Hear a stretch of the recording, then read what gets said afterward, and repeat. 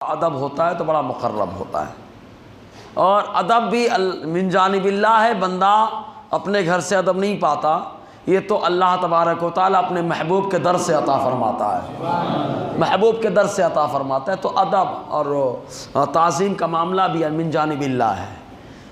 اب آئیے حضرت غنی نواز علیہ رحمہ کی بارگاہ میں حاضری دیں۔ پہلے تو آپ میں اور غوث پاک میں رشتہ کیا ہے؟ اس رشتے کے تعلق سے دو قول ملتے ہیں۔ کچھ لوگوں نے کہا غنی نواز اور حضور غوث اعظم رضی اللہ تعالی عنہ دونوں کے درمیان کیا رشتہ ہے؟ تو کوئی کہتا ہے کہ جو ہے ماموں بھانجے کا رشتہ پایا جاتا ہے، غوث اعظم ماموں اور یہ بھانجے ہیں۔ اور کچھ لوگوں نے کہا نہیں، خالہ زاد بھائی ہیں دونوں، مطلب دونوں کی والدائیں بھائی وہ بہنیں ہیں، اور دونوں بہنوں کے بیٹے اللہ تعالیٰ نے ایک کو غوث اعظم بنایا، ایک کو غنی نواز بنایا ہے۔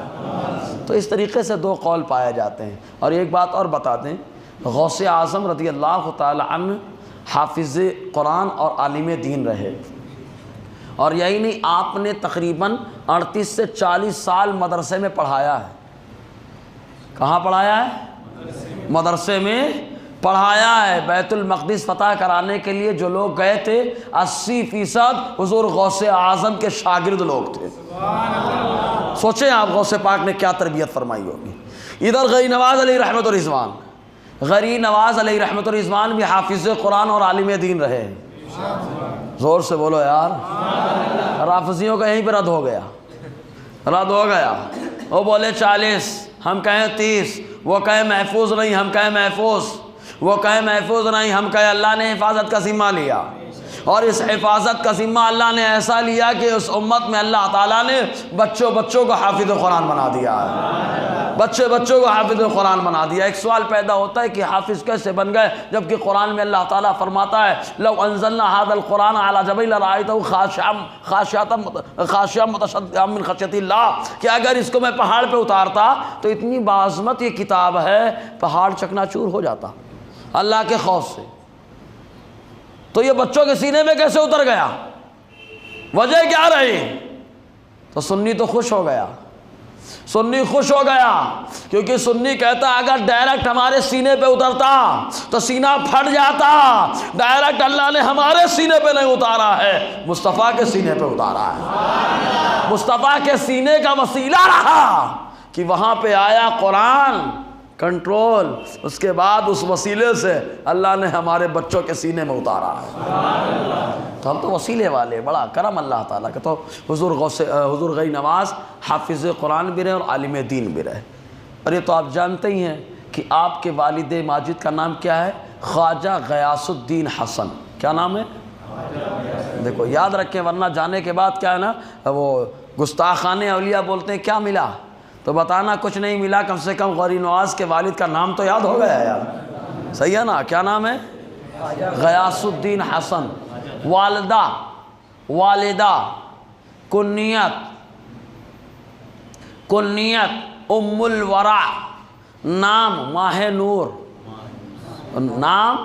ماہ نور کا معنی کیا ہوتا ہے؟ نور کا مہینہ، ماہ نور۔ اور اتنی زبردست شخصیت آپ کے والد ماجد کی کہ خالی تقوی و طہارت میں ہی نہیں، اللہ تبارک و تعالیٰ نے فضل و کمال میں یکساں بنایا، اور اپنے دور کے رئیس اعظم آپ کے والد کہلاتے رہے۔ پیسہ آتا کماتے لیکن سب راہ خدا میں لگا دیتے، سب راہ خدا میں لگاتے، خرچ کر دیتے۔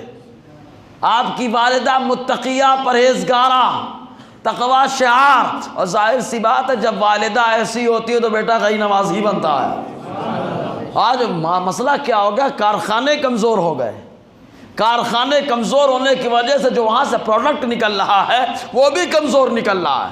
پہلے کارخانے مضبوط تھے، کارخانے کا مالک مضبوط تھا، دیندار مالک تھا، کارخانہ بھی دیندار تھا، تو جو وہاں سے بچے آ رہے تھے وہ عاشق رسول بن کے محافظ رسالت بن رہے تھے، آقا کی عزت پہرا دے رہے تھے۔ تو آپ کی والدہ کیا نام تھا ان کا؟ ماہ کنیت ام الورع، تقوی کے بھی آگے کہ ورع، تقوی کی کیٹیگری اوپر ایک دم اعلیٰ درجے، اس کو بولتے ورع، مطلب ورع، تقوی کی ماں۔ تو معنی ایک دم کلیئر ہو جا رہا ہے کہ میرا غریب نواز ایسا متقی کی سراپا تقویٰ، تو سراپا تقویٰ کی جو ماں ہے انہیں ماہ نور کہا جاتا ہے۔ یہ غریب نواز علیہ رحمت و رضوان حضور صلی اللہ علیہ وسلم کی آل بھی ہیں، وارث بھی ہیں۔ آل بھی ہیں اور کیا ہے؟ وارث بھی ہیں۔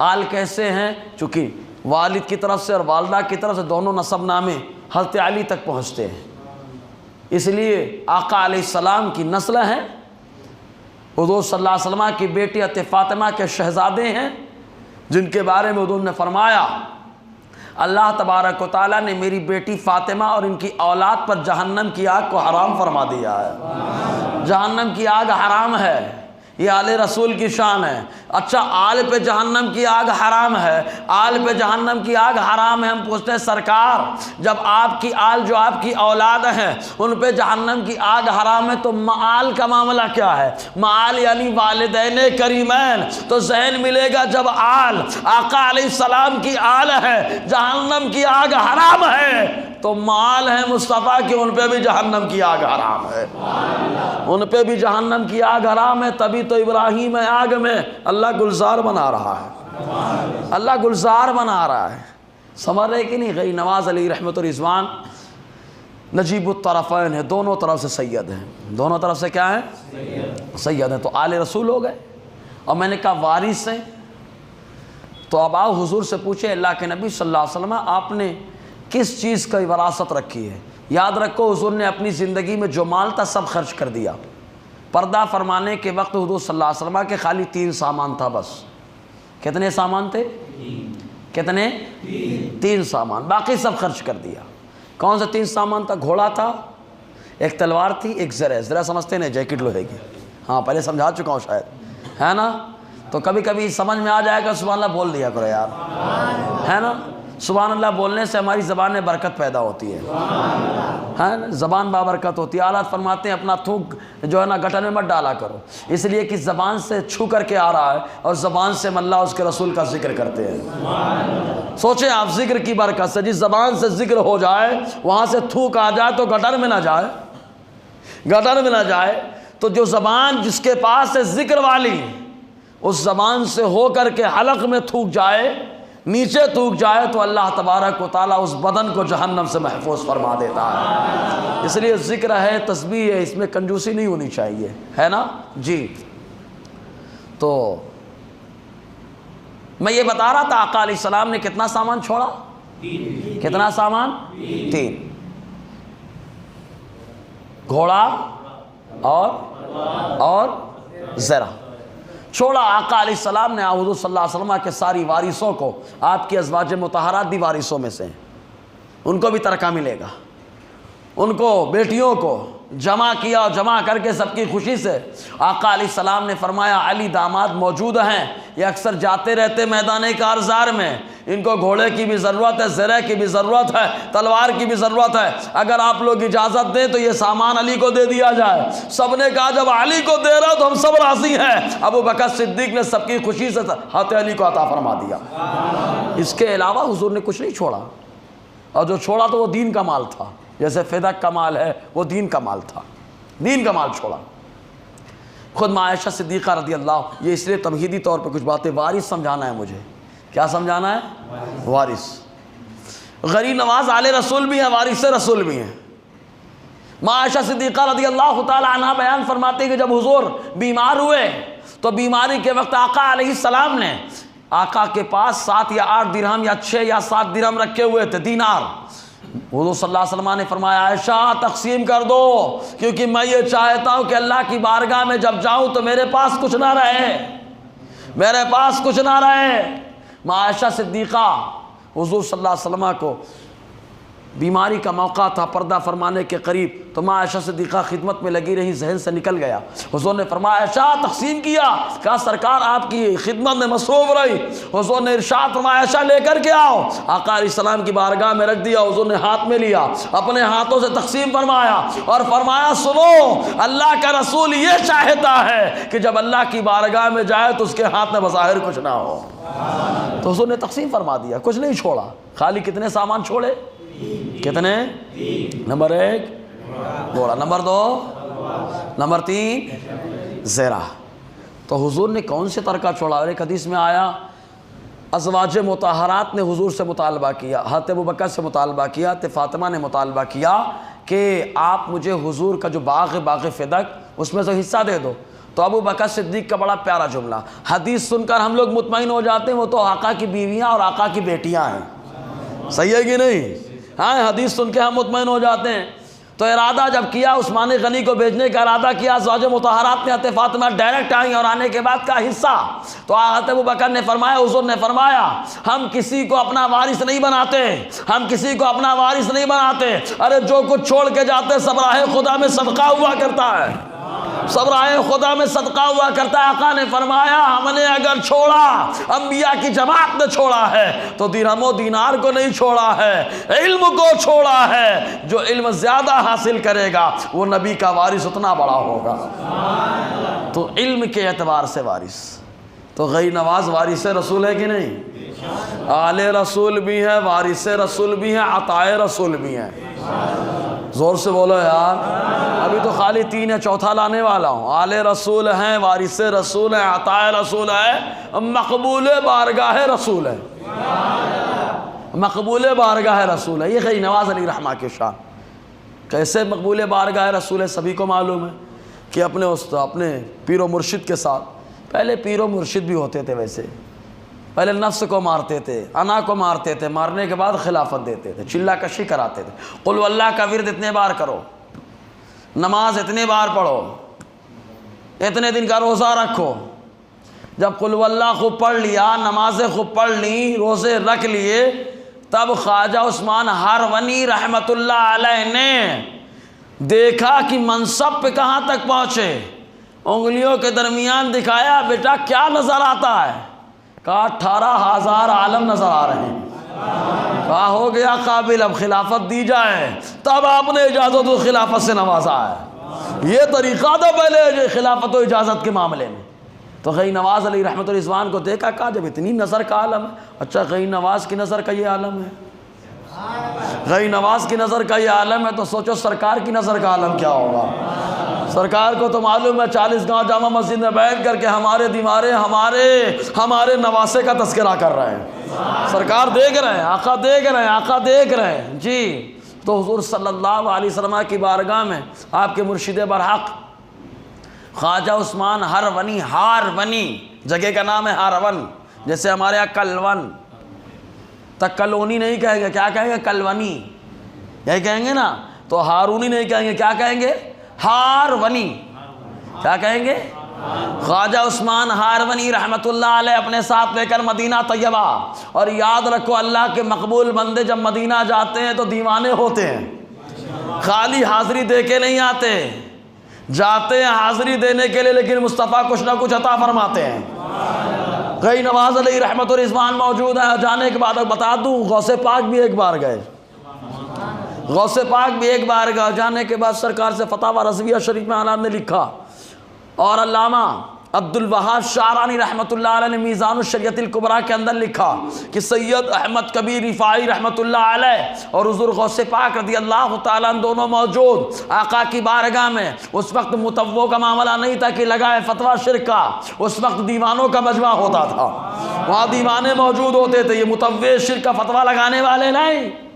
غوث پاک رضی اللہ تعالی عنہ نے کچھ اشعار پڑھے جو عربی میں تھے، جن کا خلاصہ یہ کہ جب ہم دور تھے اپنے روح کو بھیجتے تھے سلامی کے لیے، ہماری روح آ کر سلام پیش کرتی تھی، سرکار اب آج تو ہم خود آپ کی بارگاہ میں آئے، ذرا اپنے جلوے سے مالا مال فرما دے۔ بتایا نا، مانگنے والی زبان ہونی چاہیے، مانگنے والی زبان ہونی چاہیے۔ مصطفیٰ کے در سے تو سب فیض پاتے ہیں، سب پاتے ہیں۔ مانگا، سوال کیا، جلوہ ہونا چاہیے، مصطفیٰ کا دستے شفقت باہر آیا۔ زور سے بولو یار، مصطفیٰ کا دستے شفقت باہر آیا، غوث پاک کا وسیلہ لگا، جتنے لوگ موجود ہیں سب نے زیارت کر لی۔ یہ تو وسیلے والوں پہ کرم ہے غوث پاک کا، سب نے زیارت کر لی۔ تو وہاں غوث پاک نے دیکھا، اسی لیے تو آلات فرماتے ہیں جس مسلمان نے دیکھا انہیں ایک نظر، اس نظر کی بصارت پہ لاکھوں سلام۔ آقا علیہ السلام کے دستے مبارک کو دیکھا، دیکھنے کے بعد اب آؤ غیر نواز کی بارگاہ میں اپنے مرشد کے ساتھ حاضر ہے۔ مرشد کے ساتھ حاضر ہیں. مرشد نے کہا بیٹا سلام پیش کرو. تو بڑے پیارے انداز میں کہتے ہیں الصلاۃ والسلام علیکا یا خاتم النبیین و سید المرسلین. متوا ہوتا تو کہتا یا کے ساتھ بلا رہا ہے. لیکن یہ دیوانوں کا حال ہے کہ جب تک لفظ یا نہیں لگاتے دیوانگی کا اظہار ہی نہیں ہوتا ہے. الصلاۃ والسلام علیک یا سید المرسلین و خاتم النبیین. آقا کی بارگاہ میں سلامی پیش کر رہے ہیں. ہندوستان سے بھی کرے تو سلام کا جواب ہے. یہاں تو مدینے میں موجود جواب آ رہا ہے وعلیک السلام یا قطب المشائخ. اے معین الدین تمہارے سلام کا جواب بھی ہے اور تم کو ہم نے بزرگوں کا قطب بنا دیا ہے. تو آقا کی بارگاہ میں مقبول ہوئے کہ نہیں؟ اسی لیے ہم نے کہا آل رسول بھی ہیں, وارث رسول بھی ہیں اور عطاء رسول بھی ہیں اور ساتھ میں مقبول بارگاہ رسول بھی ہے. یہ ہے غی نواز علیہ رحمہ کی شان. اب ایک بات اور بتا دوں, ایک بات اور. ہمارے یہاں سمجھتے ہیں کہ یہ اس لائن میں جب آؤ تو مدرسہ پڑھنے کی کوئی ضرورت نہیں ہوتی. ہم غی نواز کی بارگاہ میں چلے. غی نواز علیہ رحمہ تو غی نواز علیہ رحمۃ الرضوان کی پہلے جب ولادت ہوئی 537 ہجری میں, تو یہ وہ دور تھا کہ جب سلجوقیوں کی حکومت چل رہی تھی. اور آج کے دور میں بہت آسان ہے بتانا, آپ لوگ سمجھ جائیں گے کیسے, کیونکہ بہت کچھ آپ نظر دوڑاتے ہیں دیکھتے رہتے ہیں. کچھ سمجھے کہ نہیں آپ؟ سلجوقیوں کی حکومت تھی اور وہ زوال پذیر تھی حکومت. تو آپس میں قتل و غارت گری کا ماحول تھا. ایسے موقع پہ والد کی ضرورت ہوتی ہے, اشد ضرورت ہوتی ہے. 15 سال کی عمر میں والد پردہ فرما گئے. میں نے بتایا نا سب کچھ راہ خدا میں لگاتے. چھوڑا بھی کیا تھا؟ خالی پنچکی. اب پنچکی اورنگ آباد جانے والوں کو کیا سمجھانا؟ پانی سے چلنے والی چکی, پانی سے چلنے والی چکی پنچکی. اور دوسرے کیا تھا؟ باغ. ایک باغ, بس خالی اتنا ہی چھوڑا. 15 سال کی عمر ہے. اب 15 سال کی عمر میں والد کا سایہ اٹھ جائے اور حالات ہندوستان کے ایسے, اس سے اندازہ لگاؤ ایسے ہی حالات تھے خراب. اب ایسے ٹائم پہ آدمی کو سہارے کی ضرورت ہوتی ہے, لیکن خدا کی قسم جسے اللہ تبارک و تعالیٰ بے سہاروں کا سہارا بنانا ہوتا ہے نا, بچپن سے ان کے سہارے کو اٹھا لیتا ہے. آپ دیکھو آقا علیہ السلام بے سہاروں کے سہارا. تو آقا علیہ السلام اپنی والدہ کے شکم میں آئے, اللہ تبارک و تعالیٰ نے والد کے سائے کو اٹھایا. ولادت ہو گئی, چند سال گزرے, والدہ کا سایہ اٹھا, دادا نے سنبھالا, ان کا سایہ اٹھا. غرض کی اللہ تبارک و تعالیٰ جس سے بے سہاروں کا سہارا بنانا ہوتا ہے اسے دنیاوی سہارے سے نجات عطا فرما دیتا ہے. تو غی نواز علیہ رحمہ کا معاملہ, چونکہ انہوں معین بے کسا دوسروں کی مدد فرمانے کے لیے 15 سال کے ہوئے, ہو گیا معاملہ. اب باغ میں جانا, سچائی کرنا, پنچکی کا معاملہ. اچھا کاروبار چل رہا تھا, صحیح ہے کہ نہیں؟ اچھا کاروبار چل رہا تھا, لیکن کاروبار یہ خالی دنیا کا کاروبار تھا, آخرت کا سودا نہیں ہے. آخرت کا سودا نہیں. اور اللہ والے اگر گزر جائیں خدا کی قسم تو پورا علاقہ ان کا دیوانہ ہو جاتا ہے, پورا علاقہ ان کا دیوانہ ہو جاتا ہے. سنی مسلمان اپنی دیوانگی کو پہچانے اور ٹٹولے کہ بزرگوں کا فیض کیوں نہیں مل رہا ہے. یہاں پہ ایک بات موضوع سے ہٹ کے بھی کیا کہتے ہیں, سراج العوارف کے حوالے سے یاد آئی. میں اکثر بیان میں بھی بول رہا ہوں. امام اعظم حنیفہ کے 2 شاگرد ہیں, امام ابو یوسف اور سیدنا معروف کرخی رحمۃ اللہ علیہ. معروف کرخی وہ بزرگ ہیں کہ ہم لوگ شجرہ میں پڑھتے ہیں نا, بہر معروف و سری معروف دے بے خود سری, معروف کرخی رحمۃ اللہ علیہ. اور دونوں ولی اور دونوں زبردست فقیہ اور دونوں امام اعظم کے شاگرد. سوچو جب شاگرد ولی بن رہے ہیں, شاگرد ولی ہیں, تو ولیوں کا استاذ کیا ہوگا؟ ولیوں کا استاذ تو امام الائمہ ہی ہوگا. تو امام اعظم حنیفہ کے دونوں شاگرد. بغداد میں ایک وہ وقت آیا عراق میں کہ بادشاہ جو تھا اس نے دباؤ ڈالا حتی امام ابو یوسف کے اوپر اور کہا آپ جج بن جائیے. امام ابو یوسف نے حالات کو بھانپا اور بھانپنے کے بعد آج اگر کوئی آفر دے دے تو جو عالم ہوگا فٹاک سے کیچ کر لے گا, کم سے کم جائیں گے صحیح غلط میں تمیز کر کے فیصلہ تو کریں گے. وہی حالات تھے, بڑے ڈسٹرب کرنے والے حالات, ایک دم پریشان کن. لوگوں کے دلوں میں اضطراب پیدا ہو چکا تھا, کشمکش کے عالم میں. امام ابو یوسف نے جھٹ قبول کر لیا، اور خالی جج نہیں بنے آپ، ججوں کے جج قاضی القضات بنے تھے۔ زور سے بولو نا یار، ججوں کے جج بنے، قاضی القضات، چیف جسٹس بنے امام ابو یوسف رحمۃ اللہ علیہ۔ جیسے ہی بنے معروف کرخی، انہوں نے کہا اے ابو یوسف میرے پاس مت آیا کرو، میرے پاس مت آیا کرو، اس لیے کہ تم نے دنیا کا عہدہ قبول کر لیا۔ سراج العوارض میں شاہ ابو الحسین نوری میاں نے لکھا ہے، وہ نوری میاں کہ جو ماہریرا کی سرزمین پر ہیں، پیتری سے نیچے اتر رہے ہیں، اعلیٰ حضرت ساتھ میں ہیں اور ماہریرا میں موجود ہیں، بریلی میں ایک ولی پیدا ہوتا ہے تو شاہ ابو الحسین نوری میاں فرماتے مولانا احمد رضا آپ کے گھر میں ایک ولی پیدا ہوا ہے اور اس کو میں اپنی اجازت و خلافت یہی عطا کرتا ہوں۔ اب ولی بتانے والا بھی تو ولی ہوتا ہے، ولی بتانے والا بھی تو ولی ہوتا ہے جی۔ ہمارے یہاں خالی الگ معاملہ چل رہا ہے، بہت پہنچے ہوئے جی۔ تو شاہ ابو الحسین نوری میاں فرماتے ہیں، انہوں نے کہا ابو یوسف سے آیا مت کرو میرے سامنے، تم آتے ہو تو میرے پاس آتے ہو تو میرے دل کے سیاہ ہونے کا خطرہ ہے۔ اللہ اللہ، دنیا کا عہدہ قبول کر لیا، اب دیکھو ہمارے حالات کیا ہے، مزار پہ ہم جا تو رہے لیکن دنیا دار بن کے جا رہے ہیں، فیض کیوں نہیں مل رہا؟ دنیا دار بن کر کے انسان جاتا ہے تو فیض نہیں پاتا۔ یہی وجہ کہ بادشاہ جب اولیاء کی بارگاہ میں جاتے ہیں تو دنیا دار بن کر کے نہیں جاتے بلکہ دیندار بن کر کے جایا کرتے ہیں۔ سمجھ رہے کہ نہیں؟ تو دیندار بن کے جانے کی کوشش کرے نا، دیکھو موسیٰ قادری کا کتنا بڑا فیض ملے گا۔ ارے بول دو نا اب یار، سمجھ رہے کہ نہیں؟ اس کے بعد جانتے کیا ہوا؟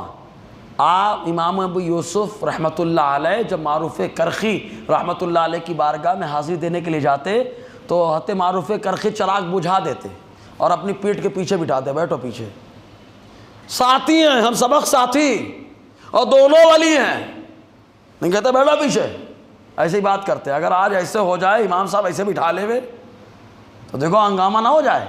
ویسے خیر اللہ تعالی ہم کو بھی دیندار بنائے، دنیا داری سے نجات عطا فرمائے۔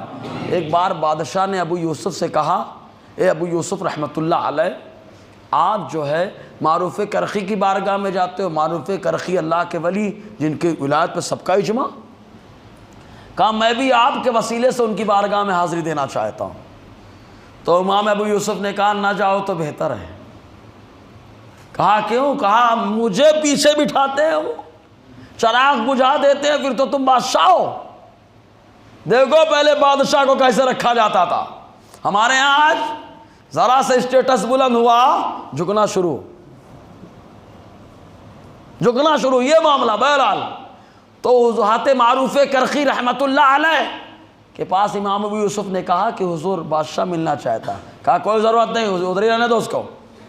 امام ابو یوسف نے بہت کہا سرکار اجازت دے دیں، ساتھی ہیں حالانکہ اور دونوں ولی ہیں، چاہتے تو کہہ دیں کوئی ضرورت نہیں ہے آپ کی، آپ کو کوئی ضرورت، میں خود ولی ہوں، اس کو دے دیتا ہوں سب، اس نے مجھے جج بنایا، میں اس کو بہت کچھ دے دوں گا۔ لیکن محبت ہے، یہ آپس میں محبت پیدا کرنا اسے کہا جاتا ہے، ایک دوسرے کو سمجھنا اسے کہا جاتا ہے۔ ذرا سی بات میں اختلاف کرنا یہ کمال نہیں ہے، ذرا سی باتوں کو نظر انداز کر کے ایک دوسرے کو گلے لگا کے چلنا یہ محبت کا تقاضا ہوتا ہے نا۔ موضوع سے بہت باتیں زیادہ دور ہو جاؤں گا میں، ورنہ ایک بات اور یاد آئی تھی، حضور صلی اللہ علیہ وسلم کے یہی بات روک کے بول رہا ہوں، حضور صلی اللہ علیہ وسلم کے پردہ فرمانے کے بعد صحابہ کو بہت غم تھا، اتنا زیادہ غم تھا کہ صحابہ کو کچھ ہوش نہیں رہتا تھا کیا ہو رہا ہے کیا نہیں۔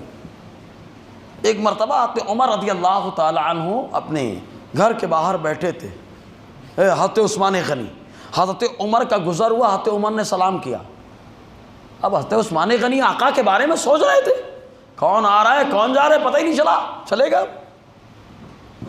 سلام کا جواب نہیں ملا تو خلیفۃ الرسول پیکر صدق و صفا حضرت ابوبکر صدیق رضی اللہ تعالیٰ عنہ کے پاس پہنچے اور کہا کہ حضور میں نے سلام کیا، عثمان نے میرے سلام کا جواب ہی نہیں دیا۔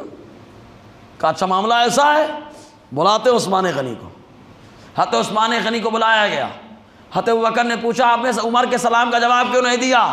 کہا عمر کب آئے کب گئے مجھے پتہ ہی نہیں، میں تو میرے نبی کے بارے میں سوچ رہا تھا۔ میں تو میرے نبی کے بارے میں سوچ رہا تھا عمر کب آئے چلے گا مجھے تو پتہ ہی نہیں۔ ابو بکر صدیق نے فرمایا عمر تم نے بھی صحیح کیا، اے عثمان تم نے بھی صحیح کیا۔ ارے سلام کا جواب وہ دیتا ہے جو سنا کرتا ہے، سمجھ رہے کہ نہیں؟ تو اس لیے ہم اپنے نبی کو سلام کرتے ہیں کیونکہ میرا نبی جواب دیتا ہے، سنتا ہے۔ تو دیکھو اگر ذرا سی بات بڑھاتے جھگڑا ہوتا کہ نہیں ہوتا، لیکن معاملہ حل ہو گیا، بڑے کی بارگاہ میں رکھ کے معاملہ حل ہو گیا، کلیئر ہو گیا، تو آپس میں شیر و شکر رہنے میں یہ کمال ہے۔ بہرحال تو حضرت معروف کرخی کی ذکا امام یوسف نے کہ بادشاہ کو اجازت دے دیجیے، آنے دیجیے زیارت کے لیے۔ کہا ٹھیک ہے، ایک شرط پہ اجازت ہے، شرط یہ ہے کہ آپ میرے پیچھے جیسے بیٹھتے ہیں تو بادشاہ آپ کے پیچھے بیٹھے گا، آپ کے پیچھے بیٹھے گا، اور جو اس کو بات کرنی ہوگی ڈائریکٹ مجھ سے نہیں بولے گا، وہ آپ سے بولے گا، آپ اس کی بات مجھ تک پہنچائیں گے، مجھ تک پہنچائیں گے۔ یہ بھی وسیلہ سمجھانا ہے، یہ بھی وسیلہ سمجھانا ہے۔ اسی لیے تو ہم لوگ مزار پہ جاتے ہیں، ڈائریکٹ دعا مانگنے سے گھبراتے ہیں، کیوں؟ ہماری زبان گنہگار ہے، گنہگار ہے، گنہگار ہے، لیکن اللہ کے ولیوں سے بلواتے سرکار آپ کہیے رب کی بارگاہ میں، کیوں؟ کہا ہماری زبان سے نکلے لفظ معلوم نہیں قبول ہو نہ قبول ہو، لیکن اللہ والے بولتے ہیں تو اللہ تعالیٰ ان کی ہر فرمائش کو مکمل فرماتا ہے۔ بخاری شریف کی حدیث پاک ہے، اگر یہ مانگ لیں اللہ مکمل فرما دیتا ہے۔ تو کہا ٹھیک ہے پیچھے بیٹھیے۔ بادشاہ آیا ڈرتے ڈرتے، بادشاہ بھی ڈر رہا ہے کیونکہ معلوم ہے میری بادشاہت خالی جسموں پر ہے، ان کی بادشاہت تو دلوں پر ہے، دلوں پر ہے۔ دیکھ لو آج جو بھی شرارت کرنے والے بھی چادر بھیج رہے ہیں، کیونکہ معلوم ہے ابھی ڈھیل ہے، ڈھیل ہے، ڈھیل ہے، جس دن پکڑیں گے اٹھا کے اونٹ کی طرح بٹھا دیں گے، اٹھا کے بٹھا دیں گے اونٹ کی طرح، اور ایسے بٹھائیں گے کہ کبھی کھڑے بھی نہیں ہو پائیں گے۔ اس لیے بھیجو چادر، چادر، لیکن چادر بھیجنے سے خوش ہو جائیں ضروری نہیں ہے، یہ تو ہمارے خالی دل کا وہم ہے کہ بھیج دو خوش ہو جائیں۔ غریب نواز نے جو تعلیم دی ان تعلیمات پہ عمل کرو تو غریب نواز خوش ہوں گے۔ بادشاہ آیا ڈرتے ڈرتے پیچھے بیٹھ گیا، گفتگو کی، سلام کلام کیا، اس کے بعد بادشاہ کہتا ہے حضور، جملہ دیکھیں بادشاہ جب کہا حضور میرے گھر ایک ٹائم کی دعوت قبول فرما لیں، ہم لوگ تو خوش ہو جائیں کہ بادشاہ نے دعوت دی ہے، چلو جبہ قبہ پہن کے بڑی سی ٹوپی لگا کے امامہ باندھ کے بادشاہ نے دعوت دی ہے، لیکن معروف کرخی نے کہا کہ میرے والد نے جو ترکے میں مجھے میرا مال چھوڑا ہے میرے لیے، اسی مال سے میں کھاتا رہوں گا، کیونکہ اس مال کی زکوٰۃ بھی نکلی ہے اور وہ مال حلال طریقے سے کمایا گیا ہے۔ اگر وہ مال ختم ہو گیا تو اپنے استاذ امام اعظم حنیفہ رحمۃ اللہ علیہ کے مال سے قرضہ لے کے میں کھاؤں گا، کیونکہ میرے نزدیک وہ بھی طیب و طاہر اور حلال ہے، اس کی بھی زکوٰۃ نکالی گئی ہے اور حلال طریقے سے کمایا گیا ہے، مجھے تیری دعوت کی کوئی ضرورت نہیں ہے۔ بادشاہ اپنا سا منہ لے کے چلا گیا، اپنا سا منہ لے کے چلا گیا۔ یہ معروف کرخی رحمۃ اللہ علیہ۔ تو ذہن کیا ملا؟ موسیٰ قادری کی بارگاہ میں جائیں گے تو کیا بن کے جائیں؟ دنیا دار یا دیندار؟ زور سے بولو نا یار، دنیا داروں سے وہ خود تو پسند نہیں کرتے، مت آئے ہمارے پاس، کیونکہ دل سیاہ ہوتا ہے، دل سیاہ ہوتا ہے۔ سوچے جب اللہ کے ولی ظاہر کر رہے ہیں کہ دنیا دار آئے گا تو دل سیاہ ہو جائے گا۔ اب اگر دنیا دار ہماری محفلوں میں بیٹھے گا تو ہمارا حال کیا ہوگا؟ سوچے آپ، اسی لیے شریعت کا مذاق اڑ رہا ہے۔ بہرحال تو حضور غنی نواز علیہ رحمت الرضوان پانی لگا، پانی اپنے باغ میں پانی ڈالنا، یہ کرنا، سب ایک دم تراشنا وراشنا، سب باغبانی۔ ایک بزرگ کا گزر ہوا جو مجذوب، اور مجذوب پر شریعت کا حکم نہیں لگتا، بڑے نرالے ہوتے ہیں، بڑے نرالے ہوتے ہیں نا۔ پہلے مجذوب سمجھ لے کس کو کہتے ہیں۔ مجذوب جو اللہ اس کے رسول کی محبت میں ہمیشہ ڈوبے رہے ہیں۔ آسان لفظوں میں یہ کہیے کہ ان کو چاروں طرف خالی اللہ اس کے رسول کا جلوہ نظر آتا ہے، چاروں طرف اللہ اس کے رسول کا جلوہ نظر آتا ہے۔ یہی وجہ ہے کہ حضرت بشر حافی رحمۃ اللہ علیہ نے کبھی پاؤں میں جوتے اور چپل نہیں پہنے۔ لوگوں نے کہا کیوں نہیں پہنا؟ کہا کیسے پہنوں، کیسے پہنوں؟ جہاں پہ اللہ کا جلوہ ہوتا ہے وہاں جوتے اور چپل نہیں پہنے جاتے، مجھے تو چاروں طرف خالی میرے مولا کا جلوہ نظر آتا ہے، چاروں طرف مجھے میرے مولا کا جلوہ نظر آتا ہے۔ دیکھیں آپ غور کریں جی۔ تو مجذوب جو اللہ اس کے رسول کی محبت میں ہمیشہ ڈوبا رہے، گزر ہوا، غیر نواز 15 سال کی عمر ہے، دوڑ کے گئے، دست بوسی ہو گئی، پیش کر دیا انگور، تناول کیا، اور تناول کرنے کے بعد کھلی جانتے ہیں کہ نہیں؟ کھلی ایسے سمجھیں آپ، کیا کہتے ہیں، میٹھا تیل نکالتے ہیں، میٹھا تیل نکل جاتا ہے، جو سامان نکلتا ہے اس کو کیا بولتے ہیں؟ کھلی۔ کیا کہا جاتا ہے اس کو؟ کھلی۔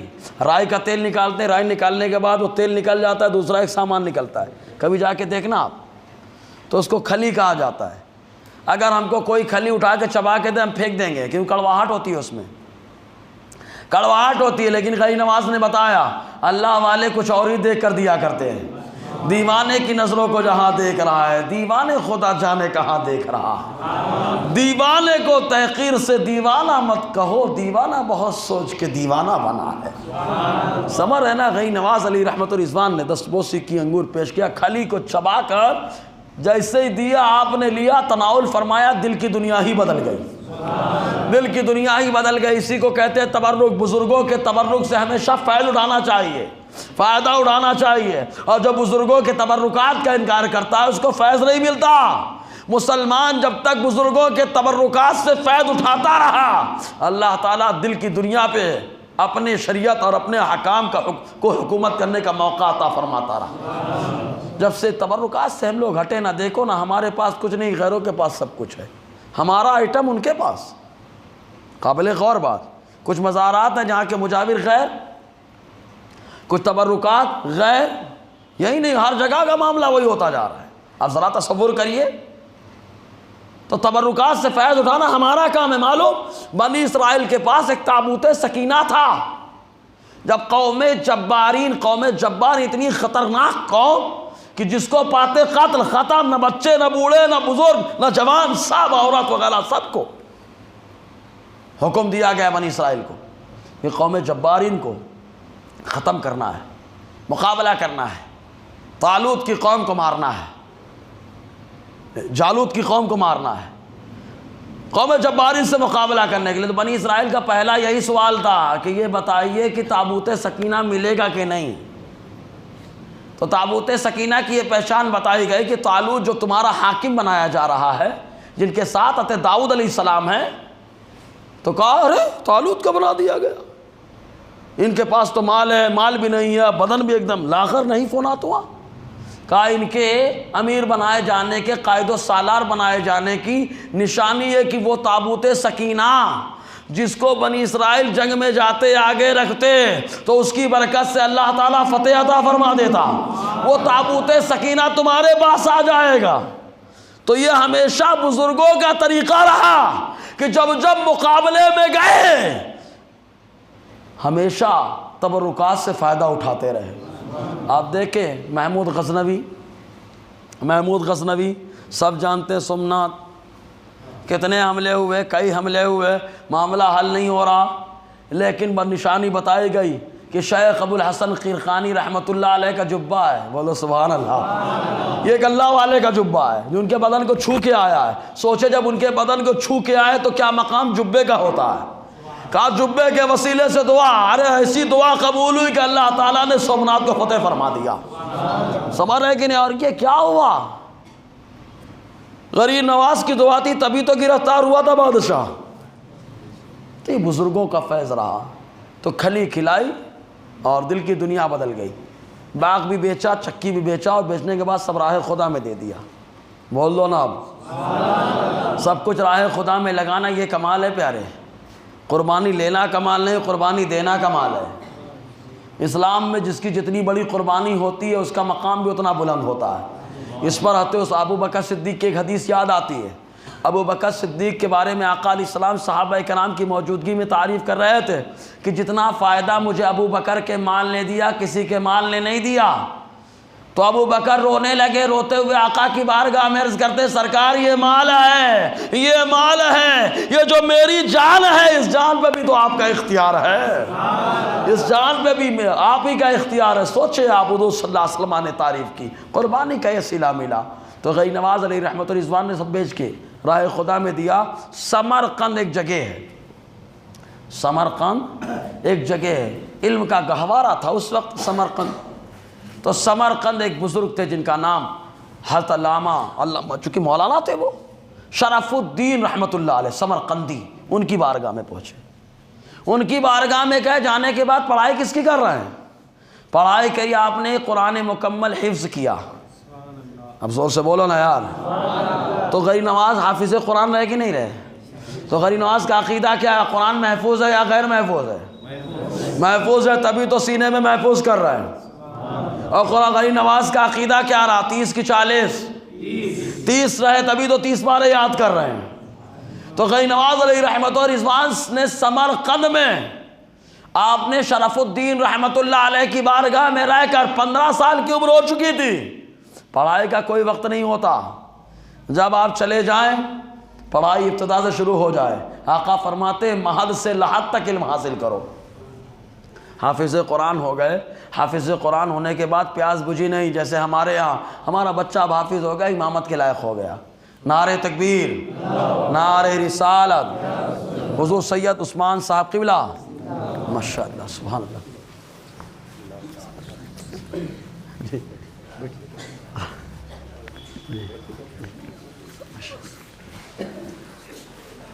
درود پاک پڑھ لیں. صلی اللہ علیہ صلی اللہ علیہ وسلم.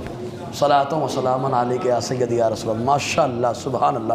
بڑا اچھا لگا. نہیں صحیح صاحب بیٹھے نا، اچھا لگتا ہے. سنیے نا، اچھا لگتا ہے. اچھا لگے صحیح صاحب. کچھ سمجھ میں آیا؟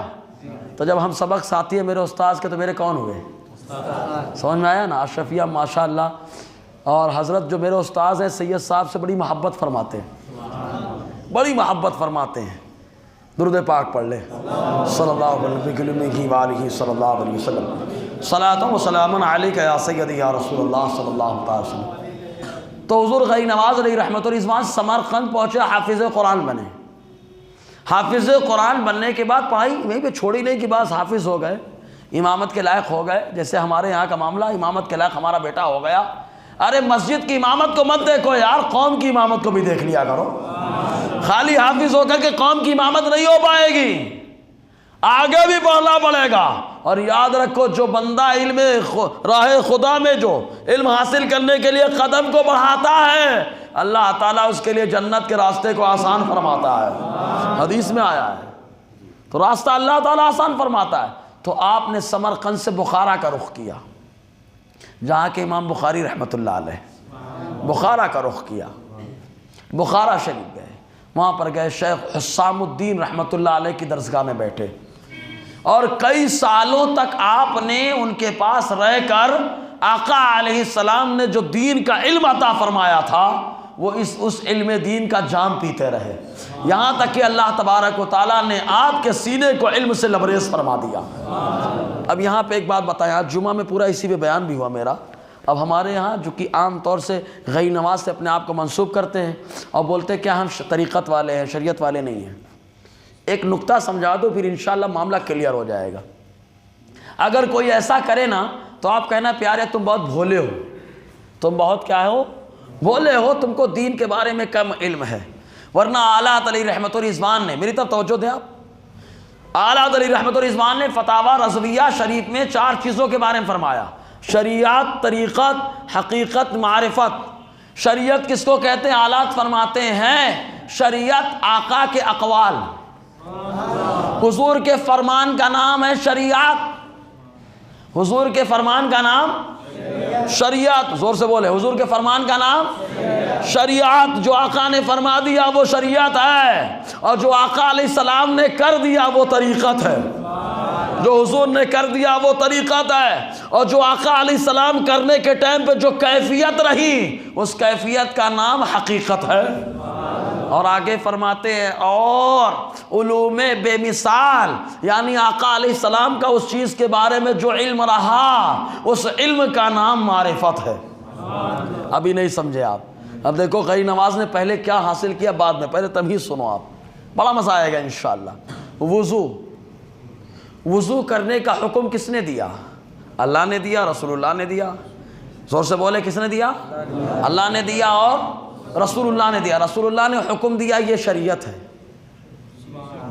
حضور کا فرمان یہ کیا ہے؟ شریعت ہے. لیکن آقا نے وضو کیا، فرمایا شریعت بنی.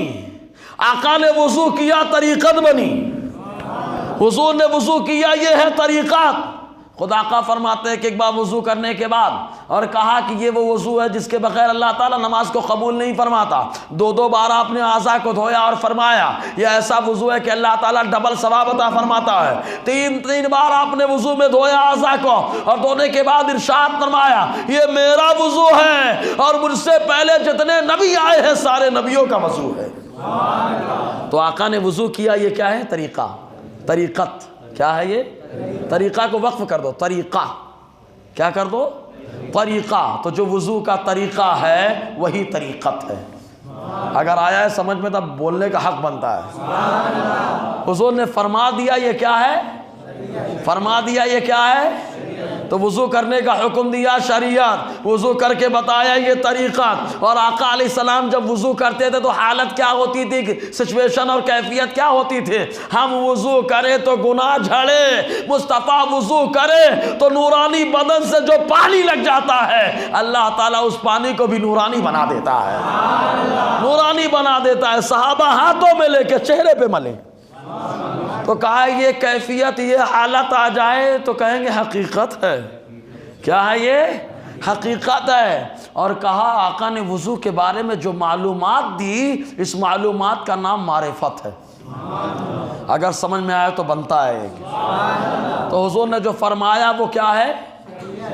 بولنا آپ کو پڑے گا. جو فرمایا وہ کیا ہے اور جو کیا وہ کیا ہے اور جو حالت تھی وہ کیا ہے اور جو علم معلومات دی وہ کیا ہے؟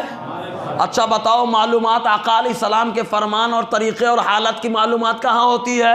کہاں معلومات آقا نے جو فرمایا اس کی معلومات، آقا نے جو کیا اس کی معلومات، آقا علیہ السلام کی جو حالت تھی اس کی معلومات کہاں ہوتی ہے؟ کہاں مدرسے میں ہوتی ہے. تو غریب نواز نے بتایا ارے پیارے شریعت پہ چلنا ہے، طریقت کے معاملے کو سمجھنا ہے، احوال حقیقت کو سمجھنا ہے تو پہلے مدرسے میں آؤ، آقا کے فرمان کو جانو. حضور کے علم کو جب جانو گے تو اللہ تعالیٰ معرفت کا جام عطا فرمائے گا.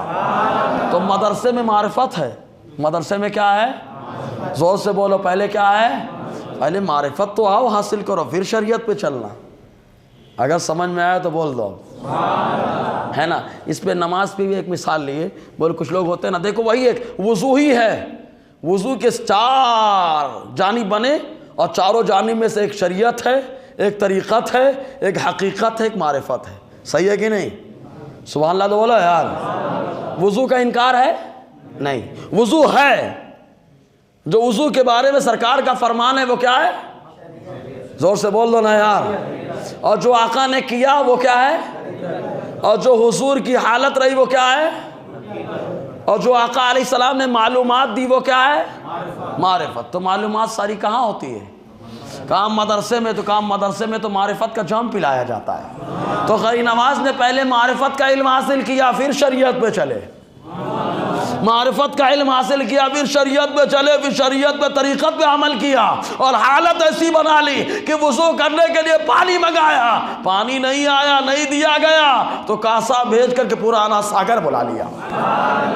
ایسی کیفیت پیدا کر لی. کو سمجھ میں آیا نا؟ آپ لوگ بولتے ہیں الگ ہے ہی ہے وہ ہے تو کہنا ارے بابا تو بڑا بھولا ہے یار، تجھے شریعت کا علم نہیں ہے.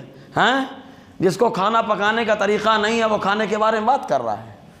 صحیح ہے کہ نہیں؟ جس کو سلائی کرنے کا سلیقہ نہیں آتا وہ سلائی کے بارے میں بات کر رہا ہے. تو پہلے سیکھو یار، علم حاصل کرو تو معلوم ہوگا شریعت کیا ہے، طریقت کیا ہے. نماز میں بھی ایک اس کی مثال لو. نماز میں آج جمعہ میں پورا میرا اسی پہ بیان ہی ہوا کہ طریقت کہتے کس کو. نماز میں آقا علیہ السلام نے جو نماز کے بارے میں فرمایا وہ کیا ہے؟ میں بول رہا ہوں آپ کو بولنا پڑے گا. جو فرمایا وہ کیا ہے؟ شریعت. کیا فرمایا؟ بخاری شریف کی حدیث پاک آقا فرماتے ہیں، حضرت مالک ابن حویرث سے روایت ہے، بخاری شریف پہلے حصے کی حدیث ہے. آقا علیہ السلام نے فرمایا، کچھ صحابہ مالک ابن حویرث فرماتے ہیں ہم لوگ نوجوان تھے، علم دین حاصل کرنے کے لیے سرکار کی بارگاہ میں گئے، اپنے گھر والوں کو چھوڑ دیا اور گئے 1-2 دن نہیں بلکہ 20 دن حضور کی بارگاہ میں رہے. کتنے دن تک؟ 20 دن رہے. آقا علیہ السلام نے ہمارے بانے میں جانا کہ گھر والوں کی یاد آ رہی ہوگی. حضور نے فرمایا اپنے گھر چلے جاؤ. تو کہا آقا علیہ السلام نے جب حکم دیا تو فرمایا گھر والوں کو جو سیکھا وہ جا کے سکھانا، ان کو نماز کا حکم دینا. اور اس کے بعد آقا نے فرمایا صلو کما رأیتمونی اصلی، نماز پڑھنا جیسے تم لوگوں نے مجھے نماز پڑھتے ہوئے دیکھا ہے۔ کیسے نماز پڑھنا؟ جیسے تم لوگوں نے پڑھتے ہوئے دیکھا ہے۔ اب اپنے یہاں لوگ بولتے ہیں ہم دل سے پڑھ لے رہے ہیں، دل کی نماز پڑھ لے رہے ہیں۔ ارے بابا، آقا علیہ السلام نے دل سے پڑھنے کا حکم دیا اور دل میں آ کے پڑھنے کا حکم دیا۔ دل سمجھ رہے ہیں نا؟ جماعت میں آگے بڑھنے کا حکم دیا۔ اور آقا نے نہیں فرمایا میری طرح نماز پڑھو، حضور نے فرمایا جیسے مجھے دیکھتے ہو ویسے پڑھنا، کیونکہ مصطفیٰ جب نماز پڑھیں ہم دیکھیں آسمان کی طرف تو کراہت کا حکم لگ جائے، مصطفیٰ آسمان کی طرف دیکھیں اللہ قبلہ بدل دیتا ہے۔ تو مصطفیٰ کی طرح نماز نہیں پڑھ پائیں گے، مصطفیٰ کو جیسے پڑھتے ہوئے دیکھا ویسے پڑھیں گے۔ تو یہ کیا ہے؟ حضور کا فرمان ہے۔ حضور کا فرمان ہے تو کیا ہے یہ؟ کیا ہے یہ؟ زور سے بولو یار، شریعت۔ حضور کا فرمان ہے، یہ کیا ہے؟ شریعت۔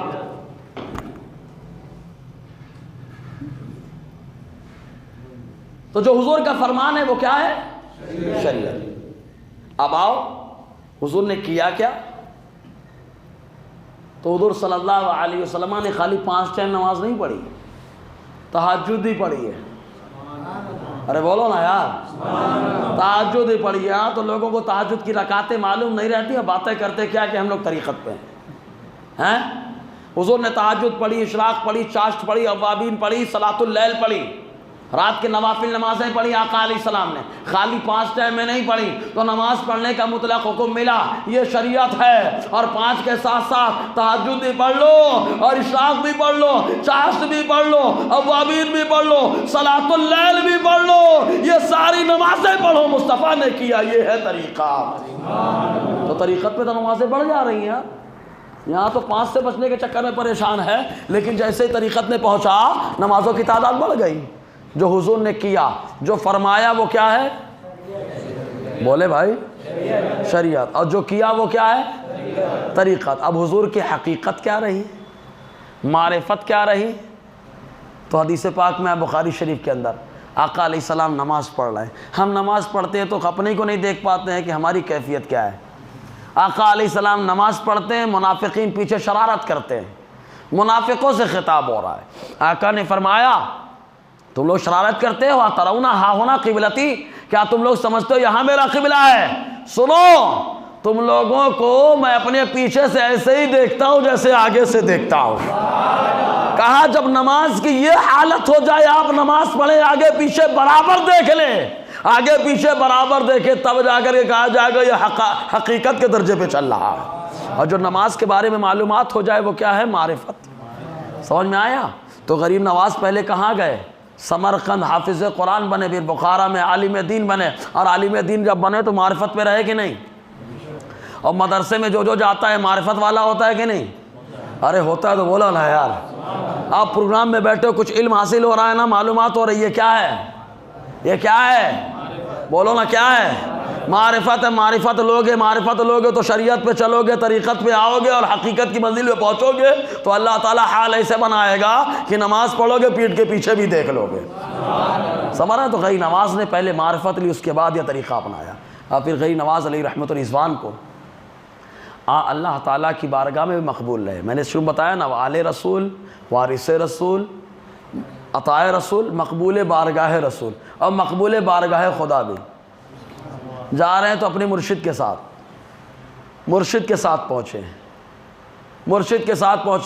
کہاں پر؟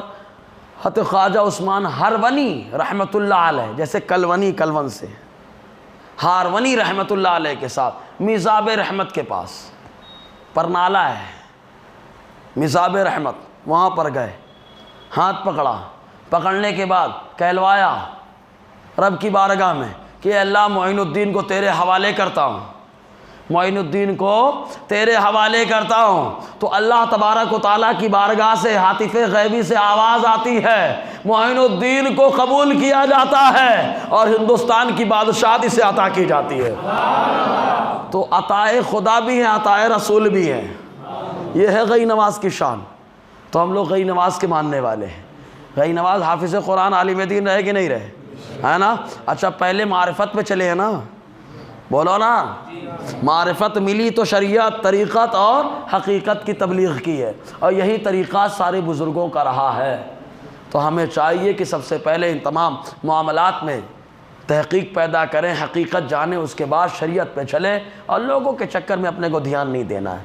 اچھا، غنی نواز جب آئے ہندوستان تو کیا آپ نے یہاں پہ آ کے لوگوں کو لڑایا تھا؟ جو آپ کے مریدین تھے سب کو ملا کر کے محبت پیدا کی تھی آپ نے۔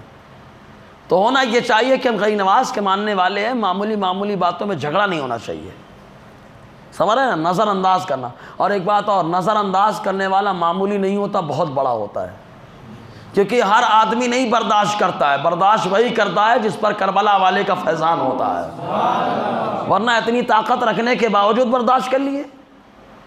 تو نظر انداز کریں، آپس سے محبت رکھیں، اور بڑھ چڑھ کر کے تحریک کا کام کریں، آگے بڑھائیں۔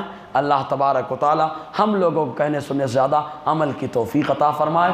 دوران گفتگو غیر شرعی کلمات نکلے ہوں تو میں توبہ کرتا ہوں، استغفر اللہ ربی من کل ما اتوب الیہ، اشہد ان لا الہ الا اللہ واشہد ان محمدا عبدہ ورسولہ۔ السلام علیکم ورحمۃ اللہ وبرکاتہ۔